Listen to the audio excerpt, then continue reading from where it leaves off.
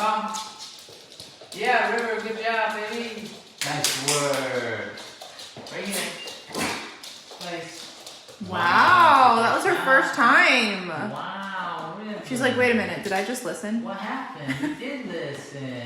That looks good. That's nice, right? Isn't that nice? Good deal. Stay. Working on teaching River the place command, which is really the foundation of impulse control and stay. As you can see, we're teaching her to go on a raised cot and stay there until released. Eventually, we'll add the down command. Right? Good girl. So for dogs that pace around the house, stalk the windows, it's a really good job, really good thing to teach them to settle on their own. Give them coping skills for just hanging out in the house when not much is going on. That's my girl. That's good. Yeah, her brain just said, oh, I see what's going on. She doesn't really have the concept of stay when asked. She's probably used to just walking around at free will, right? Doing what she wants, in and out of the house, going potty every half hour.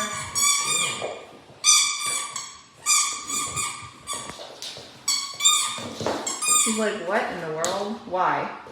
I just noticed there that she realized that, oh, this is going to be one of those things called commands. Yes. Like, oh, wait a minute. I don't want to listen.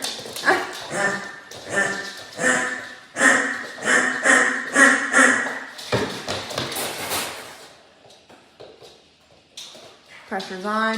No. Pressure's off. Good girl. Notice how this time she commits even more and sits down. We've started the down command, but right now we're just focused on getting her on the cot and having her stay until release. We'll eventually add the down command in there. This is helpful. Eating, family dinners, you're cleaning your house, you don't want your dog underfoot. Again, for a dog who struggles with pacing, inability to settle. Yeah, and this is just like all the commands, it's a leadership exercise. And what I mean by that, why that's important is because she's going to then take a follower mentality. And we talk about that a lot. But the reason we really need it with her and every dog is because if they are in that mode, if they see you as leader, then they're not going to then take the initiative to start reacting to the world around them. Which is important for her. Good. It's important for her because she has a history of going after other dogs. She's been in a position before where she actually was in the yard. She broke off the chain that was in the yard, and she chased a dog down the road, and she pinned that dog to the ground, obviously with her mouth, and that's a very dangerous situation. So she sees things, she sees people, she sees dogs going by the house, and she's taken the initiative to respond. I'm going to take care of this, right? She's leading. We need to send the message to our dogs daily, like they do with each other, keeping that hierarchy in check, where they are follower and we are leader. And that clears up them feeling entitled to respond like that. So in the future, what will happen if she sees a dog walking by the lawn, instead of just responding, leading, and dealing with the situation, she'll hold back and look at the leader and say, how are we going to deal with this? And that's really important. That's really fundamental to keeping a dog from being reactive like that. Very dangerous situation. She can hurt somebody else's dog. She can get herself hurt. She can get hit by a car. It's very risky. So the place command, just like the walk, we work with the walk with her as well. The place command, the down stays, all of these types of things are us having a practical way to live with the dog, like you were saying. This is practical. If we have people coming over, if we're eating dinner, we know that she's there and she's not getting in trouble, but also it sends the message that we are leading, okay? And then you'll see if your dog's struggling with these concepts, it's because they're not giving it up to you, right? They're kind of going against the grain. They're not listening to your authority. They don't respect it enough. So if you see your dog struggling with these basic concepts, that's your opportunity to step in and correct and say, no. Because all that is a dog not wanting to be the follower. They're trying to lead. And if you want to be the leader, you have to correct when your dog tries to lead. That's what's going to keep her safe. and successful at home.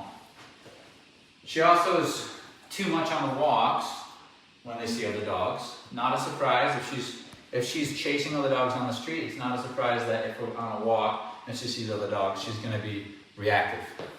She's going to see them. She's going to start getting flustered. From my understanding, she huffs and puffs. She's pulling. She's doing all this nonsense, and it makes it just too much for anybody to go for a walk. So the walk is a leadership exercise. Place command, leadership exercise. All these commands. That's where, if you run into trouble with the commands with a dog, if you're trying to teach them a command, or forget even teaching it, say they know it, but they're giving you a hard time, it has really less to do with the concept of the command and more to do with the concept of them understanding this is a hierarchical conversation and you're trying to take control and they're fighting your authority. They don't want to give you that control. They won't give it to you for free. However, if you see that as an opportunity to correct and direct, and you're successful with that, then the dog will then start to see you as leader, and then it'll become easier and easier. Why is it easier? Because the dog's listening. Why is the dog listening? Because they respect you, and they see you as leader, they see you as competent, and then they decide to become followers in their mind. And that in the brain, when they say, I want to be a follower, is when they're giving you all the good stuff. When they're being hard for you to handle, it's because they're not seeing you as a leader. It really comes down to that. It's less to do with the commands. The commands are nice. They're wonderful. They're wonderful to keep things practical and clean and safe, but a dog's not going to do it for you unless they see you as a leader. They're just going to give you a hard time. They'll give you a hard time in a sterile room with nothing going on, let alone with outside stressors in the environment like squirrels, people, dogs, what have it.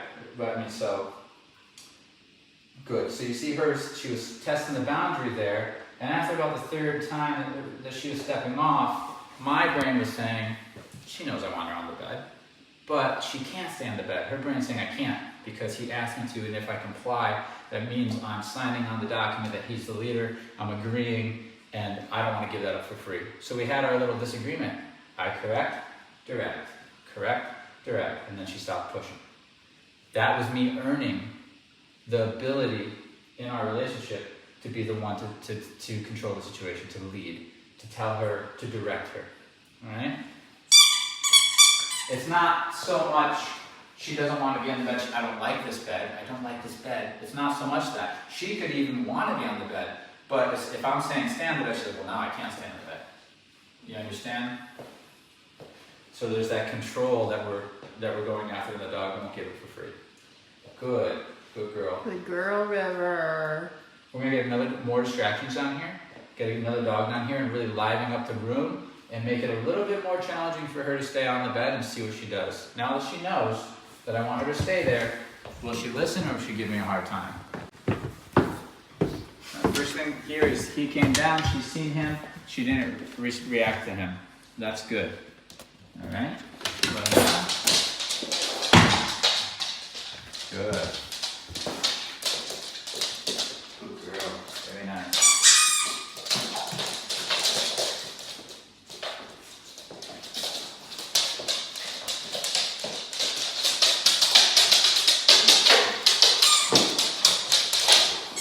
Good. She's doing good. I can see that she wanted to get off the bed, but she didn't. Good. Really coming down to her doing what she thinks I want versus just whatever she wants. So she had an urge to do what she wanted, which is to get off the bed. She stopped herself. She did what I wanted. I said, good. So we're programming that brain to just do what you think your leader wants. Good. Good girl. This is another difficult part here. Good girl. Very good. So you can see whenever something happens and she's thinking maybe I want to go out the door, maybe I want to go off the bed, she looks at me. And then when she does that, I say, good, Riggs, out. Good. Tense moment right there. Good. And she sees that I'm able to keep the outside world away, so she doesn't need to be assertive. Reactive, yeah. Yeah, I will take care of it. Good. If she tries to take care of it, I'm going to disagree with her trying to take care of it because I want to be able to be the one to decide how and when and where and all that. So and what's cool is dogs can understand this. That's what the beauty of them. That's what makes it so we can actually lead them is that she understands I want that access to that. I want to decide. So she held back. She let me deal with it. She felt good that I'm able to deal with it. So that means that she's going to start to trust that I can actually handle another dog. That's going to settle her. All right? Good. She's 9. That's older. It's a lot older than when you want to start doing these concepts. Right? You want to start this stuff right from the get-go when you get your dog. You want to start teaching them stays, basic stuff like that. Wait for your food. Wait at a threshold. Yes, it's practical. Practical, but also relationship. She sees the food. I don't just go for the food. I have to wait until I'm told I can go eat the food. Why do people do that? It's because it's just imprinting on the brain that you're leading. Every step of the way, every day, those little exercises, waiting at the door, doing what you're told, it's just reminders of the dynamic in our relationship in the hierarchy. We do it with our pack every day. And I can tell you, eventually what ends up happening is it just becomes, that's how they think of you, so there's not really all these hard moments throughout the day. Once you go through them, it becomes easier and easier and easier. If you're struggling with the dog every day and you're having the same conversations every day and you're weeks, months, years into it, something's going wrong. It should get easier literally daily.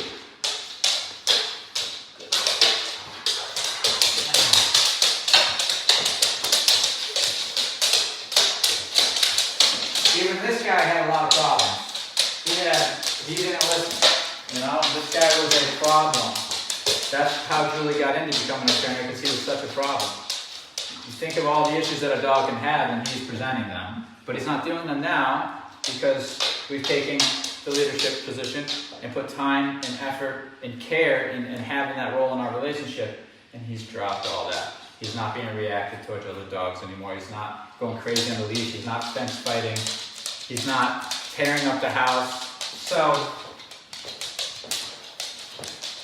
and it's not his knowledge of commands that made him good. He has the knowledge of the commands, but it's the relationship with the people he's living with. It's his pack. Good. So this looks good. I'm going to release her now and show her that she can get off the bed when I release her. I have a feeling this is the first time she's really had something like this type of situation.